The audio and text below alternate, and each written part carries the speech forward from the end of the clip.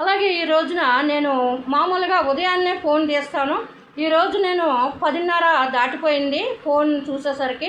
నేను ఫోన్ చూసేసరికి ఈరోజు నా ఫోన్ నిండా మాదేటి పువ్వులతోని ఇంకా రకరకాల పువ్వులతో శ్రావణ శుక్రవారం శుభాకాంక్షలని హిందువులు అంతా నా ఫోన్తో నిండబెట్టేశారు.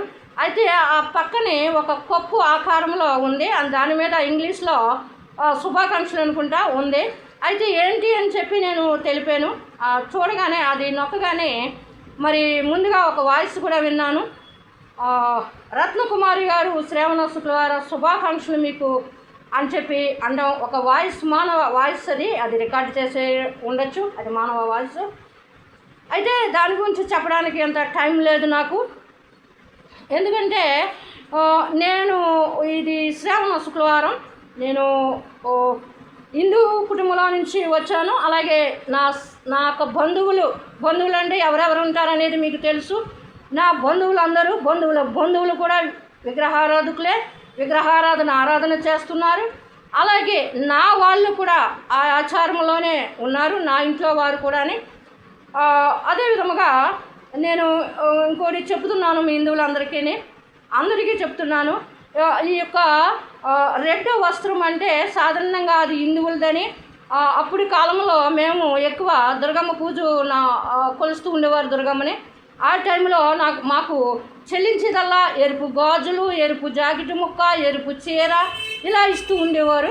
మీకోసం నేను స్నానం చేసి ఇగో ఎర్ర సారీ కట్టుకున్నాను.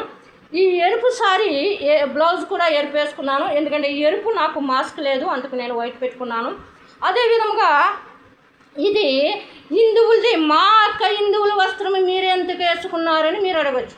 అలాగే ఇది క్రైస్తవులదా, హిందువులదా, లేకపోతే ముస్లిమ్స్దా అని నేను అడుగుతున్నాను. ఇంకా మన ముగ్గురు ఇలా దెబ్బలాడుకుండగా దీన్ని తయారు చేసిన వాడు వచ్చి ఇది నాది అని పట్టుకెళ్ళిపోతాడు. నాలుగోది ఏంటంటే బ్రాండ్ వేసినాడు, నేను డబ్బిచ్చి బ్రాండ్ కొనుక్కున్నాను, ఈ బ్రాండ్ నాది అంటాడు.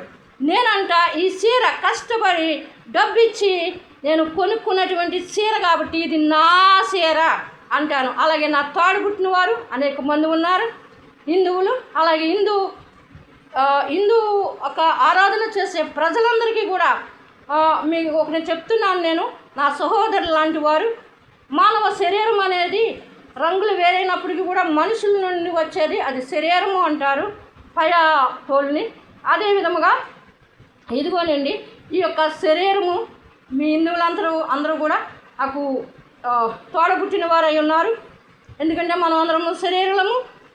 దాన్ని బట్టి మీ యొక్క శుక్రవారం అనే నేమ్స్కి ఎలా ఉన్నప్పటికీ కూడా మీ జీవితాలు ఈ నెలంతా కూడా మీ ప్రాణాల్లోని, మీ యొక్క కుటుంబంలోని ఎవరైతే వేదన చెందుతున్నారో ఆ వేదన ఆగాలని, మీరు ప్రేమ కలిగి ఉండాలని, ఐక్యత కలిగి ఉండాలని, మీ కుటుంబంలో మీ వాళ్ళతో, మీ దేశం వాళ్ళతో, ఇది హిందూ పెద్దలకి, హిందూ కొరకు వ్యవస్థలో పనిచేయుచున్న వారిని, హిందువులు గుడి వారిని, హిందువుల్ని ఆరాధించే వారిని, చిన్నవాళ్ళకి, పెద్దవాళ్ళకి, వృద్ధులకి, బాలులకి, తల్లులకి అందరికీ కూడా నా యొక్క హృదయపూర్వక వందనములు చెల్లించుకునిచున్నాను. నా సజీవ హస్తములు జోడించి మీకు నా యొక్క శానులు తరిపిన మిత్రమా, శానులు తరిపిన నా సజీవ యొక్క హస్తాలు మీ ముందు జోడించుచున్నాను. ప్రేమ కలిగి ఉందాము. దేశం అంటే మట్టి కాదో ప్రజలు, ఇది ప్రజల లోకం, ఇది మానవ లోకము. ఒకరికొరకు ఒకరు ఐక్యత కలిగి ఉందాము. స్త్రీని అవమానపరచవద్దు, ఆమె దేవునితో సమానురాలు. స్త్రీ అనగానే దేవుని యొక్క శరీరమై ఉన్నది. అందుకని స్త్రీ లేనిదే మనము రాలేదు. స్త్రీ గర్భమును మాత్రమే పుట్టాలి.